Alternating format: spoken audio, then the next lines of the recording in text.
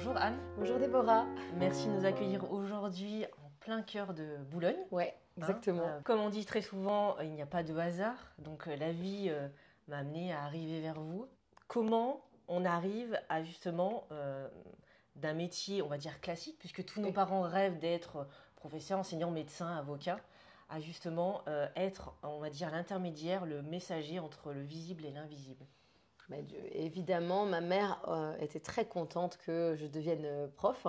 Français, ça rassurait tout le monde dans la famille, d'autant qu'il y avait une petite revanche sociale parce que je viens d'un univers modeste, donc j'étais une des premières à faire des études et des études universitaires, donc il y avait un peu voilà, il y a un peu de fierté. Sauf que moi, depuis toute petite, il n'y a pas que ce monde de la lecture. Alors la lecture m'a toujours fascinée, ça m'a permis vraiment à la fois d'essayer de comprendre et de m'échapper, mais au fond de moi, il y avait une autre vie, une forme de vie intérieure qui était, je vous le dis avec le sourire aujourd'hui, mais elle était plutôt omniprésente et toxique pour moi. Elle était aussi effrayante.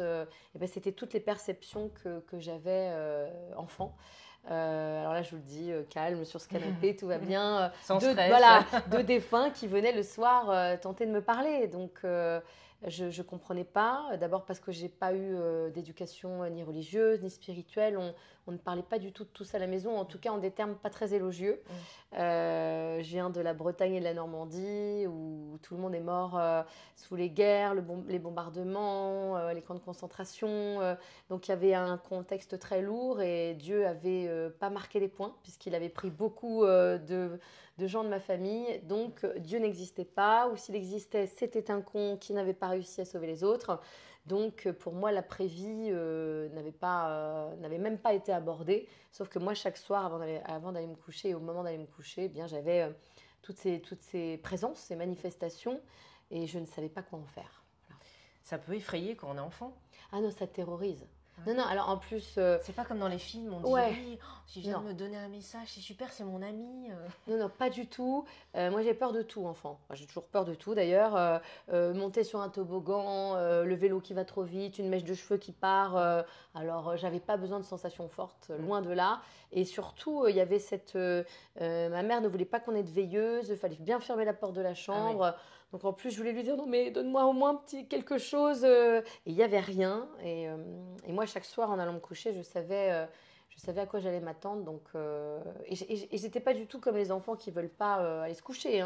Moi, je pouvais pas expliquer pourquoi je voulais pas aller me coucher. Ça m'a hantée très souvent, oui. Et donc la prise de conscience, on peut dire, ou en tout cas la révélation est arrivée quand et comment ? Bien des années plus tard, quand on perçoit les défunts, donc c'est ce qu'on appelle de la clairvoyance, donc je pouvais les voir dans ma chambre. J'ai pris le courage entre mes 8-10 ans pour ne plus voir personne. Je me suis rebellée devant tout ce public invisible. J'aurais dit qu'il me faisait trop peur, que je ne voulais plus jamais les voir de ma vie. Ils m'ont entendu, ils m'ont écouté quelque temps et j'ai commencé à avoir ce qu'on appelle la clairaudience, donc tout un tas d'informations. Mais finalement, c'était plus gérable pour moi, cette clairaudience. Je pouvais attribuer ça à mon mental. Je pouvais mettre ça de côté, ne pas écouter. Donc c'était plus gérable et ça m'a permis d'avoir une vie normale.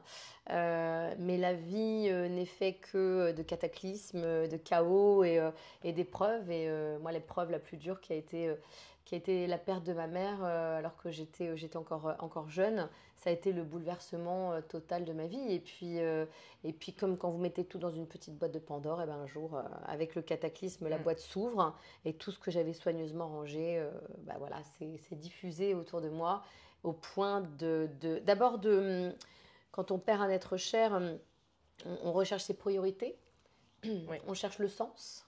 Très souvent, le métier qu'on fait, c'est d'abord pour faire plaisir à ceux qui nous entourent. Et ça avait été le cas. Moi, j'avais combiné dans ce métier mon amour de la littérature des mots, mais je ne m'étais pas posé la question de l'enseignement. Je me suis bien ennuyée d'ailleurs. Et donc, quand on vient à deuil, on se dit, mais qu'est-ce que je suis venue faire ? Et moi, au-delà de qu'est-ce que je suis venue faire, il y avait cette question prépondérante de, mais est-ce que tout ce qui m'anime depuis toujours est un des symptômes de ma folie ? Ou est-ce qu'il y a vraiment quelque chose ? Et à ce point-là de ma vie, de mon existence, j'ai besoin de le savoir. Voilà, j'avais une quête qui était beaucoup plus urgente, voilà, que aussi mettre du sens. Parce que c'était un fait de comprendre ou pas ces facultés médiumniques. Je ne savais pas encore que j'allais en faire quelque chose. Dans mon parcours, lire était compliqué pour moi puisque les mots, souvent, n'ont pas le même sens pour moi. J'ai souvent été dans l'échange oral. Par contre, je l'ai dévoré. Ça fait très longtemps que je ne lisais pas. Alors, j'ai réussi ma mission. Exactement, exactement. Ça m'a réconciliée et ça a fait du bien. Justement, cet ouvrage qu'on mettra en avant dans la vidéo. Justement, au début de l'ouvrage, vous êtes dans un carrosse, hein, comme vous le dites, et vous faites une rage de dents. Et qu'est-ce qui arrive comme signe dans votre parcours? J'ai choisi cette histoire qui est véridique, hein, en plus. Bon, évidemment, je l'ai romancée, mais je trouvais que c'était bien d'amener le lecteur dans justement cet univers sémiologique pour dire aussi que parfois dans la vie, on va chercher des trésors cachés, enfouis très loin, et que tout est toujours autour de nous, pratiquement. C'était une façon de pouvoir accompagner le lecteur justement dans ce que j'appelle l'univers sémiologique, l'univers des signes. Et surtout, il y avait aussi ce besoin de répondre aux questions fondamentales que mes consultants me posent quand ils viennent me voir. La première, c'est est-ce que mon proche disparu a quelque chose à me dire ? Et là, j'officie en tant que messagère. Mais la seconde question, c'est est-ce qu'il m'envoyait des signes que je n'ai pas vus, que je ne sais pas voir ou dont je suis privée ? Et j'avais vraiment envie, à travers il suffit parfois d'un signe, de dire aux gens, bah, même dans votre taxi, parce que c'était un carrosse un peu branlant quand même, il faut que je le dise. Il ne faisait pas rêver. C'était un carrosse en plein confinement. Il n'y avait pas les paillettes. Ah non, il n'y avait pas les paillettes du tout, puisqu'il avait mis du Chatterton partout pour que surtout ma partie soit occultée de la sienne. Donc, c'était pas glamour. Mais c'est pour dire, voilà, si vous tendez à être un peu plus attentif et que l'intention est posée, tout le monde peut recevoir un signe. C'est ça qui m'a interpellée, puisque dans mon histoire de famille, on croyait beaucoup justement aux symboles, aux signes, à ce qui se manifeste autour de nous. Vous avez de la chance. Donc ils étaient assez ouverts, mais tout était rappelé à la religion catholique. Évidemment, en bonne italienne, c'était toujours ça. Mais c'est vrai que dans notre société, on se met en état de repos. On va en parler un peu plus en détail après. Mais c'est ce qui m'a fait sens dans votre ouvrage. C'est qu'en fait, ça peut être simplement autour de nous. C'est juste qu'on ne prend pas le temps de regarder ce qui se passe. Exactement. On n'est pas connecté peut-être. Voilà, et il y a quelque chose de formidable, parce que je le dis toujours, alors vous l'appelez l'univers, Dieu, le plan divin, ce que vous voulez. Moi, je ne veux jamais enfermer dans une terminologie un concept, mais l'univers, Dieu nous connaît par cœur en fait. Et il nous connaît par cœur au point aussi de connaître notre référentiel. Si quelqu'un a besoin d'un signe autour de la Vierge Marie pour comprendre qu'on s'adresse à lui, il va le faire parce que, dans le cas de votre famille italienne, évidemment, elle a une place prépondérante, j'imagine. Dans mon cas de figure, j'avais d'autres systèmes référentiels dont ils se sont servis pour me dire, voilà, nous allons te toucher toi particulièrement parce que un signe va être vécu différemment selon les uns et les autres, mais surtout, il a une particularité, c'est que c'est une signature et c'est une signature unique. Voilà, et à viser... Ça fait sens à la personne. Exactement, c'est ça. Et comment on peut développer, comment on peut mieux les percevoir dans notre quotidien? On a déjà plusieurs empêcheurs de tourner en rond quand même dans notre vie, parce qu'il y a comment faire, mais il y a surtout pourquoi. Parce que la première question, c'est pourquoi est-ce qu'on ne les voit pas? Pourquoi est-ce que certains se targuent d'être des sémiologues avancés et d'autres se disent, moi je vois rien, je ne comprends pas. Si déjà vous arrivez dans une famille qui ne prône pas ça et qui déjà ne nous éclaire pas sur l'étude de notre environnement et autour de nous, eh ben vous allez tendre à faire pareil. Moi, je suis passée de nombreuses années à me dire qu'il ne devait rien se passer, puisqu'on me disait que de toute façon, il ne se passera rien. C'est-à-dire, ce que je suis en train de dire de façon très élégante, c'est que nos premiers bourreaux sont ceux qu'on aime. Notre famille, nos censeurs, nos éducateurs, nos enseignants, nos curés, et à travers leur prisme à eux, eh bien, nous déteignons en fait sur ce qu'on appelle les croyances limitantes. Donc peut-être qu'il faut casser un peu le moule qu'on nous a donné, mis à l'intérieur peut-être pendant l'enfance. Il y a beaucoup de psychiatres, il y a des experts, des neurosciences qui disent que jusqu'à 6 ans, tout est fait. 7 ans. Oui. Et effectivement, peut-être qu'il faut aller au-delà de ça. Absolument. On a Bruce Lipton, que j'aime beaucoup, le dit très bien, jusqu'à 7 ans, notre cerveau est pratiquement en état modifié de conscience, d'hypnose. Donc, en fait, il va engranger tout ce qu'il va voir de façon comme comme une méthode et comme une leçon qu'on va apprendre par cœur, on va s'engrammer de tout ça. Et donc, on parlait tout à l'heure de carrière et c'est très, très intéressant.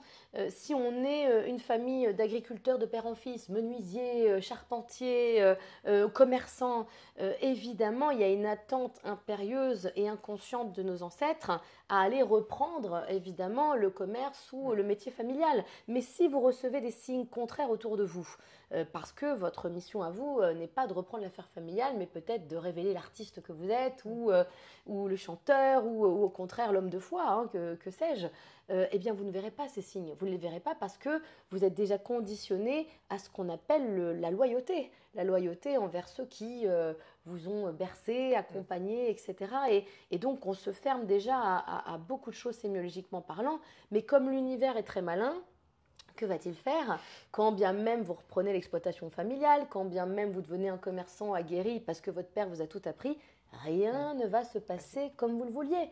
Et vous allez invoquer la malédiction, le diable, le sort, les marabouts, alors qu'on tente simplement de vous dire, est-ce que tu es vraiment sur le bon chemin ?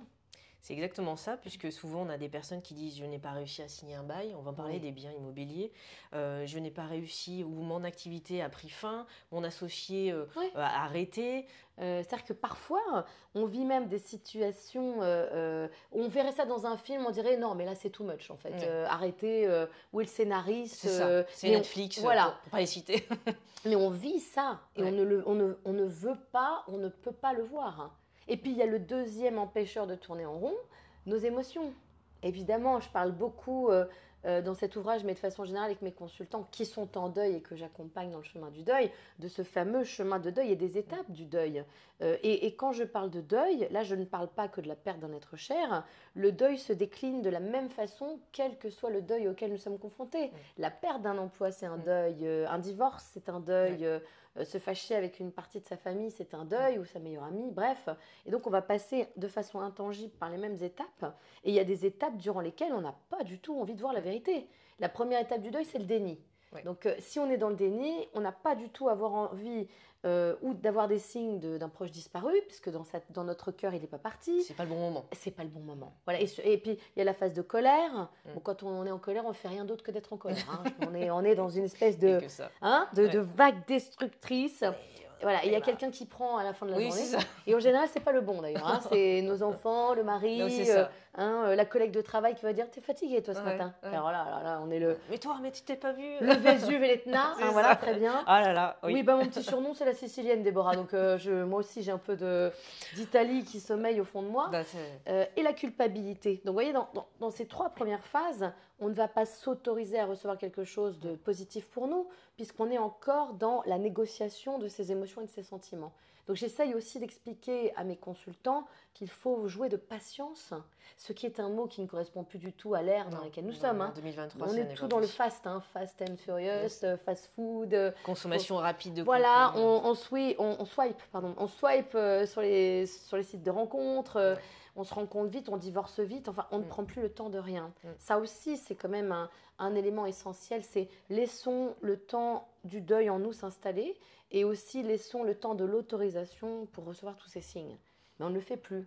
Et petit 4, sortez la tête de vos smartphones toute la journée, parce qu'évidemment pour percevoir un signe, si vous êtes sur TikTok toute la journée, ça risque d'être compliqué. Laissez le moment de divaguer. Alors des personnes ont besoin forcément de se prêter à une activité type le yoga, la méditation, une balade, une randonnée, peu importe. Oui. Et on n'est plus dans ce temps-là. Je pense que nos ancêtres, nos grands-parents, arrière-grands-parents, n'avaient même pas besoin d'une définition parce qu'ils le faisaient spontanément. Bien sûr. C'est comme le ramadan, c'est comme le jeûne, c'est comme, voilà, quelle que soit la religion, c'est vraiment ça. Exactement. Au-delà des signes, alors l'indice, l'icône, le symbole, il y a aussi les manifestations. Oui. Il y a les anges, les archanges. Alors des fois, quand j'en parle à des personnes, puisque dans ma culture, on en parlait beaucoup, de tous ces signes avec un grand S, comment vous les définissez et c'est quoi les niveaux différents? Waouh, vous avez 1h15 là. De manière globale. Ouais, c'est de manière globale. Moi, je parle souvent de... je les ai surnommés les aiguilleurs du ciel. Oui. Parce que j'aime bien cette idée de... Il y a un grand plan qui est écrit et finalement, nos guides, nos anges, encore une fois, chacun choisit selon son référencement personnel comment il veut les nommer.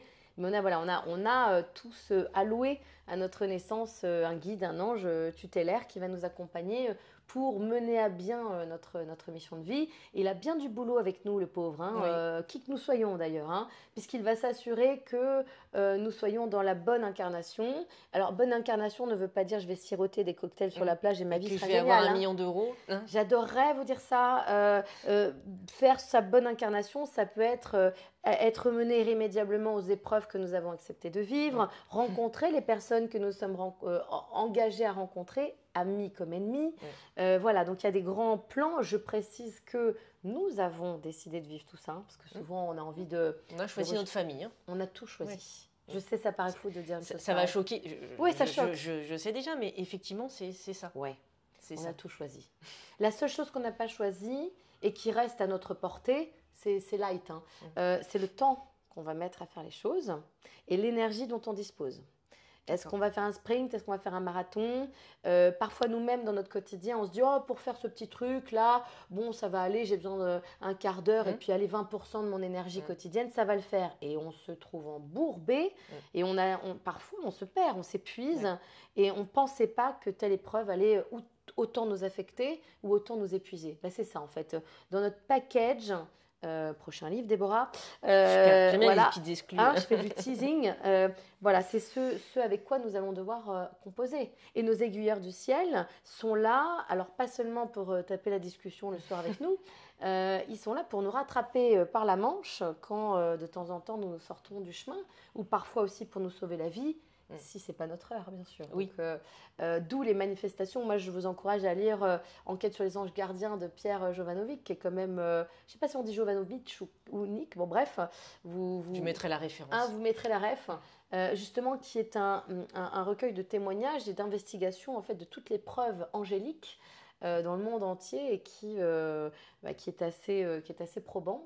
Moi, j'ai vécu une manifestation angélique, mais je crois qu'il faut le vivre pour pouvoir décrire ça. Et les guides tutélaires prennent aussi parfois la forme d'être humain. Hein. Vous le décrivez et moi, je l'ai vu avec ma vision, avec mon prisme à moi. Oui.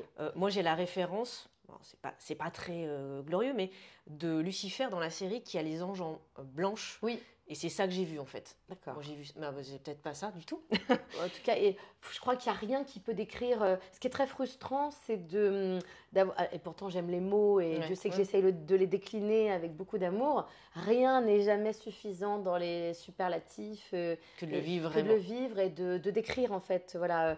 Dans la perception de l'invisible, tout est multidimensionnel. Il y a. Ceux qui vivent des expériences de mort imminente qui disent les NDE, les EMI, tout est vivant. C'est exactement ça en fait. Chaque cellule est vivante et c'est difficile à dire. C'est comme si tout était vraiment. On peut parler des geeks en 4 dimensions, en 4D. Voilà, il y a quelque chose de. À la fois, tous les sens sont convoqués. Est-ce qu'avant, on avait plus contact, on y croyait plus, on était plus à même d'être en contact avec nos signes, nos archanges, nos anges, bon, peu importe le terme. Et ça a changé par rapport à maintenant, où les choses évoluent. Comment ça... C'est quoi votre avis là-dessus? Non, c'est pas un avis, là, c'est très historique et très culturel. Grèce antique, Rome antique, il y avait tous les jobs sémiologiques et ils étaient bien payés, je vous le dis. Hein. Et puis ils avaient surtout leur place à côté du pouvoir. Vous aviez les augures, les oracles, la Pythie de Delphes, les astrologues. On sait que Catherine s'est énormément entourée de ces astrologues. Elle prenait pas de décision sans ça. Donc ils avaient vraiment leur place. Et un Romain ne sortait pas de chez lui s'il avait trébuché devant sa porte. Hein. Il disait c'est bon, la journée est pliée, les augures ont parlé, les oracles aussi, il faut que je reste chez moi. L'histoire de Pompéi, ce qui s'est passé, ma grand-mère me racontait à l'époque que certains avaient pressenti qu'il allait se passer justement les dégâts catastrophiques de la nature. Hein. Tout à fait. Et certains sont partis, sont partis dans le haut de Naples. On observait les oiseaux pour voir les déclarations de guerre, c'est-à-dire qu'en plus, on était dans une étude de la nature, de l'environnement, qu'on n'a plus aujourd'hui et encore moins à Boulogne-Billancourt, vous imaginez? Si je vois 2 feuilles tomber, allez, je me dis, c'est peut-être l'automne, mais enfin, de là à vous prédire un cataclysme. C'est pas parce qu'on voit que des cœurs par terre sur les feuilles Non, voilà, on est d'accord. Un petit arc-en-ciel dans le ciel qu'on sait que tout va bien aller. Mais donc, il y avait un registre officiel des sémiologues. Les religions sont arrivées.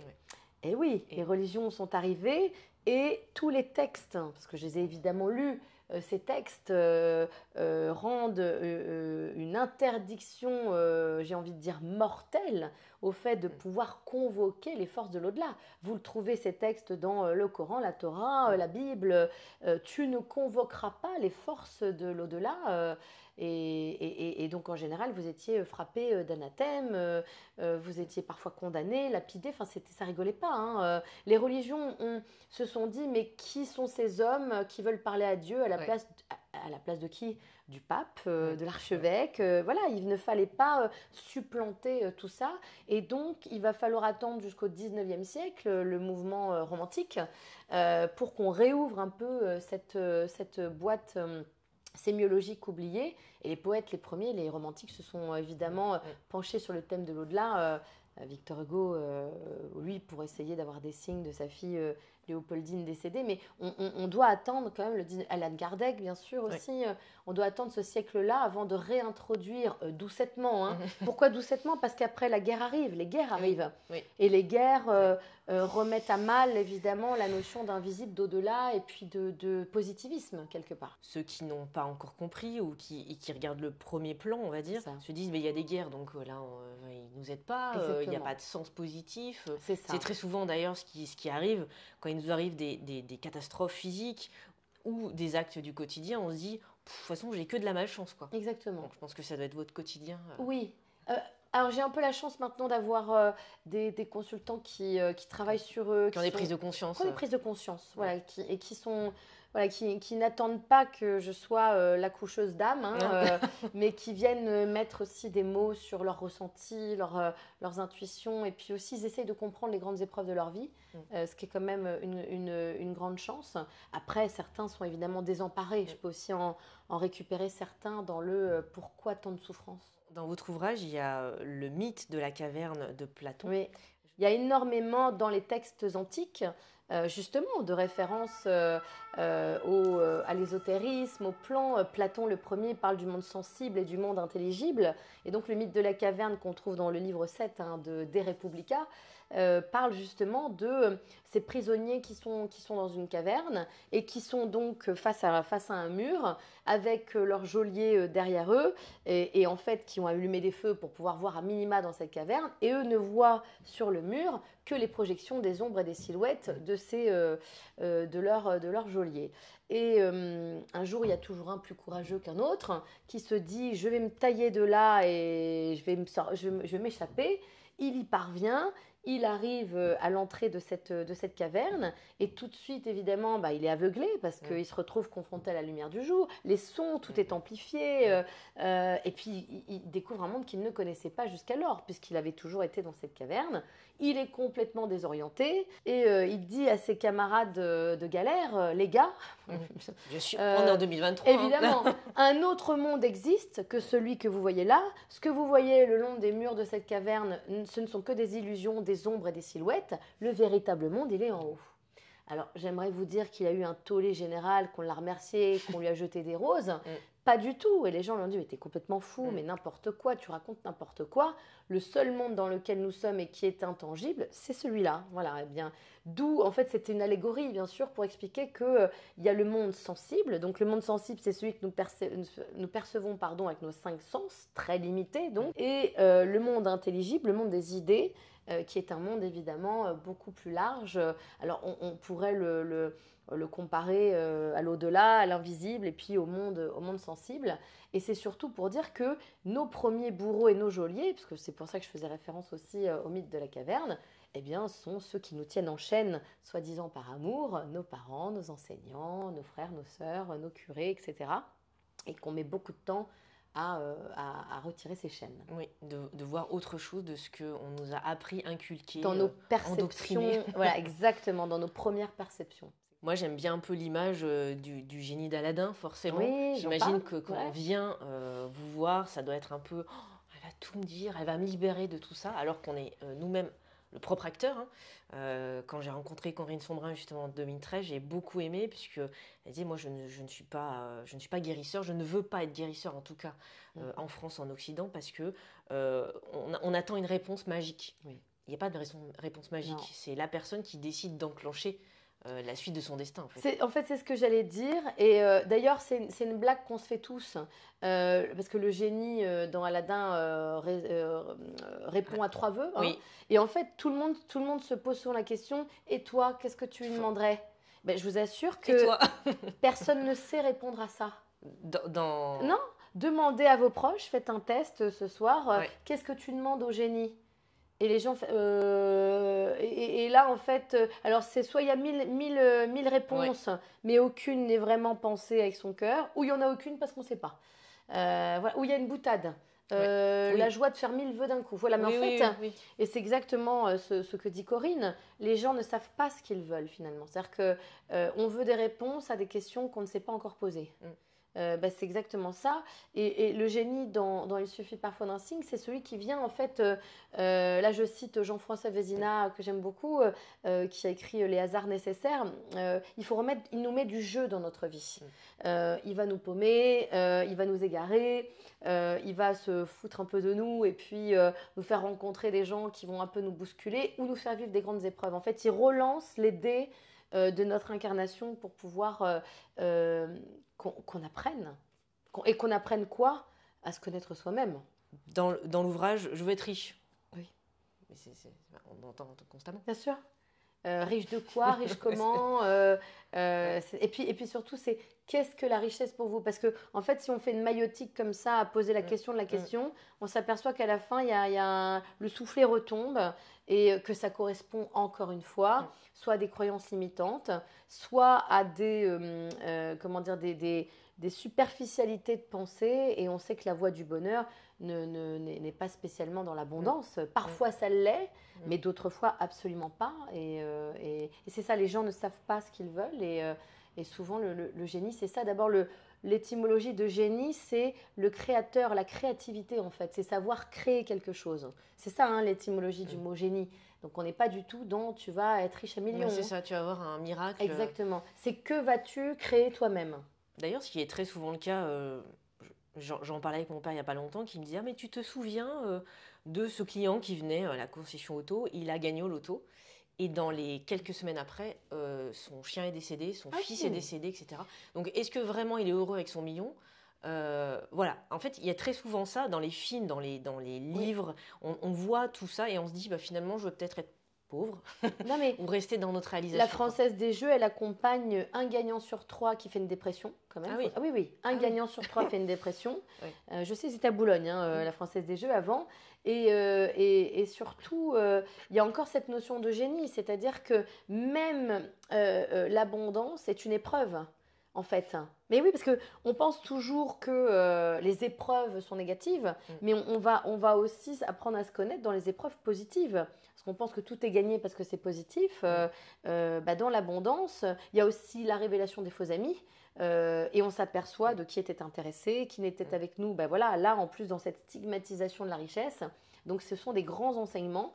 Mais nous, on a toujours l'impression que même dans les bonheurs, tout va aller bien. C'est complètement faux. Si on parle maintenant des rêves. Oui. Moi, ça me parle puisque dans ma quête de sens pour la santé physique, mes abonnés connaissent mon parcours là-dessus, Pierre Etévenon me dit d'écrire mes rêves. Donc, je l'ai pris pour un fou quand il m'a raconté ça. Finalement, le soir même, j'ai commencé à écrire. Donc, comment on doit interpréter nos rêves? Est-ce qu'il y a des messages? Oui, bien sûr. Le premier bagage sémiologique, en général, ce sont nos rêves. Alors, évidemment, il y a plein de prérequis pour ça, parce que j'entends déjà « Mais moi, je ne rêve jamais, je me souviens de rien. » On est un peu… C'est pas qu'on est inégaux face aux rêves, mais déjà, tout dépend de la qualité de notre sommeil. Oui. Je ne cesse de le dire. L'hygiène de vie. C'est très important. Si vous avez mangé une paella dantesque avant de vous coucher, on sait que notre corps met 6 à 8 heures pour digérer. La priorité est toujours au corps, puisqu'au départ, le repos sert évidemment de repos du corps et de régénération des cellules. Si vous avez bu 10 bières, Exactement. 3 verres de vin… C'est foutu. Oui. Parce qu'en fait, on a cette cette référence, c'est peut-être parce qu'on est des latins, hein, Mm. in vino veritas, in vino rien du tout. Hein. Enfin, faut vraiment le dire. Vino no perception. Alors, si vous voyez Jésus in vino, c'est que c'est pas lui. Hein. Enfin, je voulais le dire quand même à tous ceux qui vont nous écouter aujourd'hui. Et en fait, on pense que ça permet, parce qu'il y a certains médiums avant ou parfois, ou encore maintenant, cèdent de l'alcool comme d'un désinhibiteur. Alors ça, c'est vrai. Mais par contre, sur les neurotransmetteurs, c'est terminé en fait. Donc, c'est-à-dire que vous n'irez pas dans un rêve avec plus de perception. Je voulais le dire aussi parce que c'est important, ceux qui prennent aussi suite à un deuil. On a parfois besoin de se faire aider au niveau de la chimie, anxiolytique, antidépresseur. Et je n'ai aucune remarque à faire là-dessus. Je dis juste que ne vous sentez pas puni de ne pas rêver. Ça crée un sommeil artificiel et vous ne pouvez plus faire de rêve à ce moment-là. Et puis aussi, et là je vous invite à relire l'interprétation des rêves de Freud, notre état émotionnel avant de nous coucher, si on n'a pas réglé les problèmes de la journée, de la semaine ou du mois. Se coucher énervé, le ou rêve, en colère. Exactement. Le rêve, l'activité onirique, sert évidemment de défouloir émotionnel. C'est la grande poubelle des émotions. Et donc, si vous avez encore des choses à régler, vous êtes fâché avec votre collègue, le mari, etc., et ben, vous allez continuer dans votre rêve. Et dans une proportion qui sera plus grande que le reste, ben, vous allez continuer à, entre guillemets, régler vos comptes. Oui. Et vous avez aussi ce que Freud appelle les traces mnésiques anciennes, c'est-à-dire tous les traumas de votre enfance ou enfouis, qui sont évidemment tapis au fond de vous parce que notre cerveau nous protège.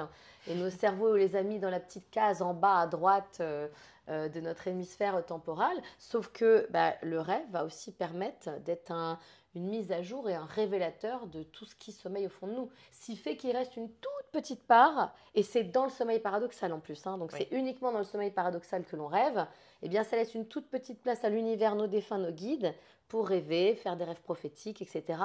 Et Dieu sait qu'il nous aime parce qu'on est quand même beaucoup à rêver, beaucoup à témoigner qu'on reçoit parfois des annonces terribles ou la venue de défunts.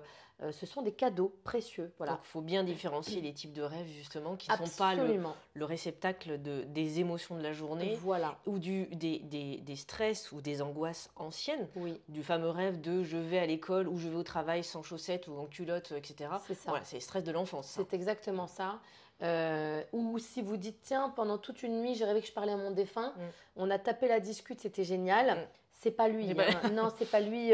Ça prend, je le dis très souvent, mais ça prend énormément d'énergie à nos défunts de venir dans un rêve. Vous imaginez, il faut qu'ils attendent, qu'on ait digéré, que ça soit la bonne période, qu'on soit pas trop fatigué, que notre corps ait fini de traiter les informations, la plupart digestives, hein, parce que c'est vraiment le plus gros boulot de notre corps, qu'on ait réglé donc tous notre cas de la journée. Exactement. Et là, ils arrivent.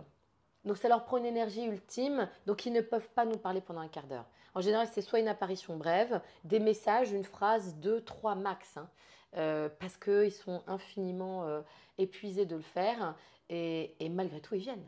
Oui, malgré tout. Il y a plein de témoignages extraordinaires. Une phrase, parfois, résume toute une situation, et j'ai beaucoup de consultants qui viennent me parler de tout ça et de ce que j'appelle les songes. Je les ai distingués des rêves. Un songe, pour moi, c'est justement la venue d'un défunt ou un message prophétique, un rêve prophétique qui vient nous préparer à ce qu'on va vivre ensuite. J'allais parler justement de la différence, donc ça fait le pont, et ça me vient aussi la différence entre médium et voyante.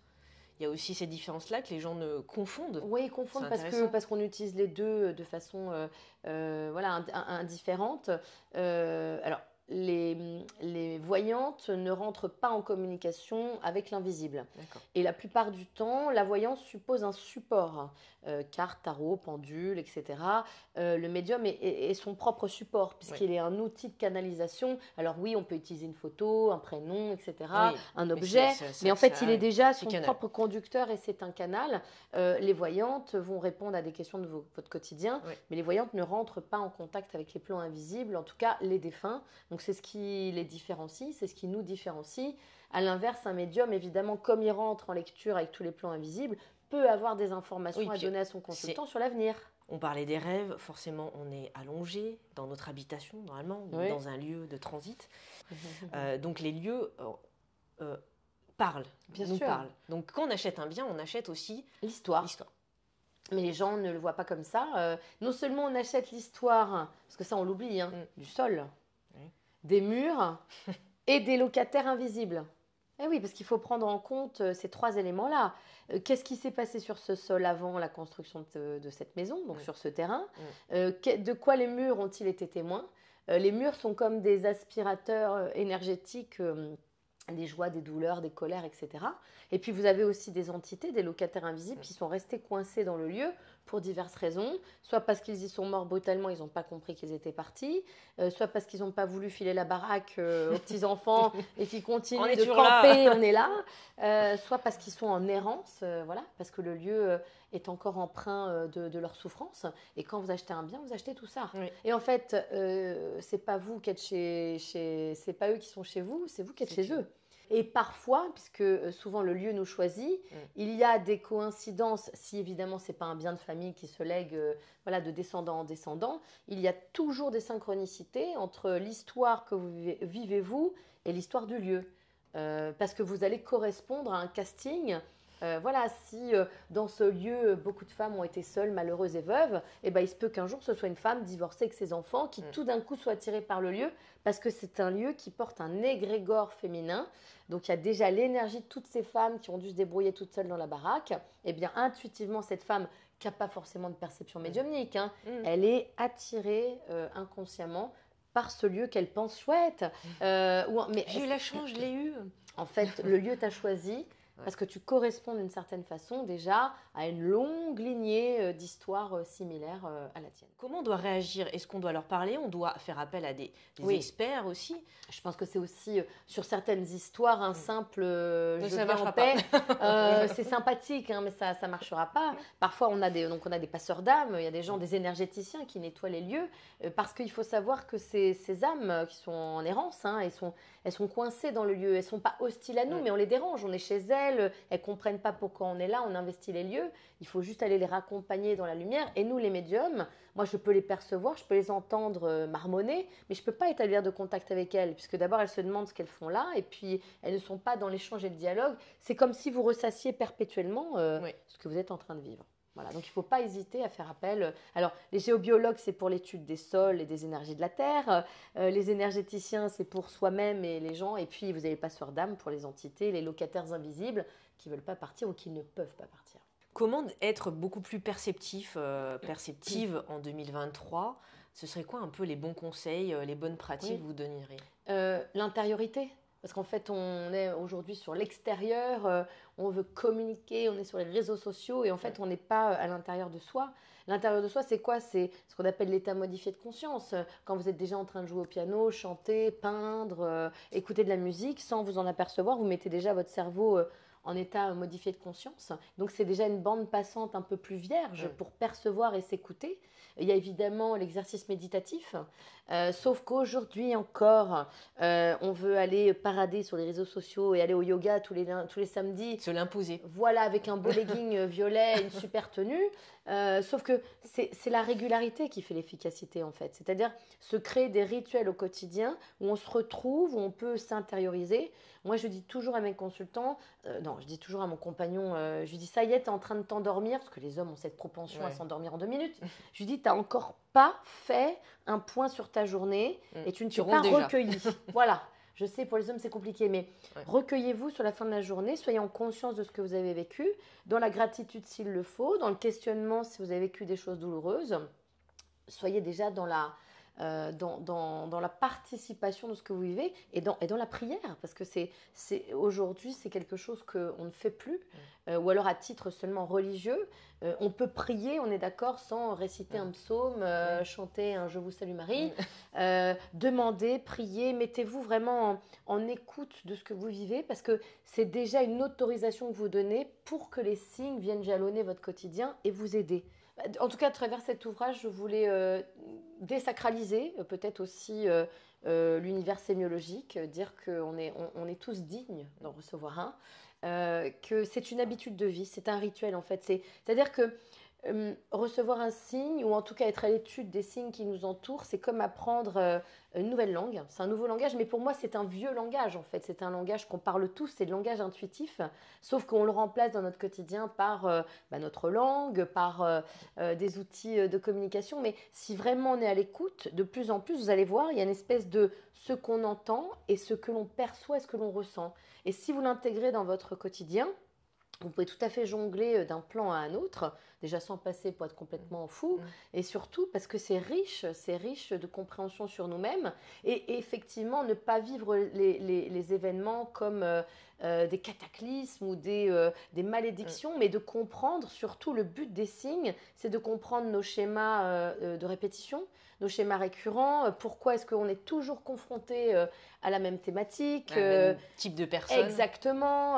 J'ai toujours, parce qu'il y a un mot à la mode là, c'est le PN. Voilà. Le pervers narcissique, hein, voilà, c'est très à la mode ça. Le bipolaire aussi, c'est deux mots hyper à la mode en ce moment. C'est pas de savoir s'ils sont bipolaires ou pervers narcissiques, c'est pourquoi est-ce que vous rencontrez toujours ce type de personnes, qu'est-ce qu'on cherche à vous dire, qu'est-ce que vous devez travailler sur vous. Tant qu'on bute sur l'apprentissage pour nous-mêmes, et ben, l'univers nous resserre inlassablement les mêmes schémas pour qu'on s'en extrait, pour qu'on comprenne, et pas du tout pour nous punir ad vitam aeternam, comme les galériens en enfer. Bref, c'est ça qui est riche en fait. Ça me fait penser à Lise Bourbeau, que j'ai rencontrée il y a 7-8 ans, et qui parle des blessures, et qu'elle dit jusqu'à la fin, puisqu'elle a un âge avancé déjà, mais elle dit constamment je travaille sur mes blessures, et donc tant que je n'ai pas compris un effet miroir, ça va revenir dans ma vie. Exactement. Et pour nous tous, c'est le cas. Pourquoi j'ai toujours que des CDD, jamais de CDI? Pourquoi j'ai jamais de promotion? Pourquoi c'est jamais mon nom qui est mis en avant? Mais cherchez au fond de vous pourquoi vous avez en effet cette blessure, cette mission qui vous incombe d'aller dépasser ça. Parfois, c'est pas trop notre faute parce que tous nos ancêtres avant nous ont fait la même chose. Mais si déjà on peut travailler en conscience et se dire, c'est aussi donner une part d'actif dans notre vie. On est capable de couper ces schémas-là. Voilà, on est capable de le faire. Encore faut-il déjà les identifier. Et on préfère souvent mettre ça sur le compte de la sorcellerie. Ou la personne d'à côté, ou c'est la malchance, ou de toute façon je ne serai jamais heureux. C'est plus simple d'être une victime qu'un bourreau. Quoi qu'on en dise, se victimiser est toujours plus simple parce que ça nous place dans un statut culpabilisant pour l'autre. Et puis surtout dans un statut passif et pas actif. Et on ne sort plus de ces schémas-là. En fait, le problème est qu'on ne sort plus et que les autres s'éloignent de nous. Les signes sont là pour nous rappeler perpétuellement quel est notre point de travail. Oui, parce que du coup, on n'est pas là pour s'amuser. Non, je voulais le rappeler quand même aujourd'hui. On ne fait pas que des vidéos sur YouTube. Non, on ne fait pas que ça. Il y a du sens. Il y a du sens, exactement. Anne, qu'est-ce qu'on peut vous souhaiter pour conclure notre entretien? De la créativité toujours. Voilà, je crois que être toujours dans ce partage, dans le goût de créer, moi ça me nourrit en tout cas, c'est quelque chose qui... mon cerveau a toujours besoin de créer quelque chose, de produire et de le partager. C'est ça qui est très important pour moi. Merci pour ce temps précieux. Merci Déborah. Et puis c'était un réel plaisir, une belle rencontre d'âme. Merci beaucoup. Merci d'être venue jusqu'à moi. Avec grand plaisir. Et puis pour les internautes, je mettrai toutes les informations sur l'ouvrage. Vous verrez, vous allez avoir des réponses. En tout cas, j'en suis convaincue, sur tout ce qui se manifeste autour de vous et qui vont prendre enfin forme avec des mots ou des sensations réelles. J'espère tout ça. Merci. Merci beaucoup.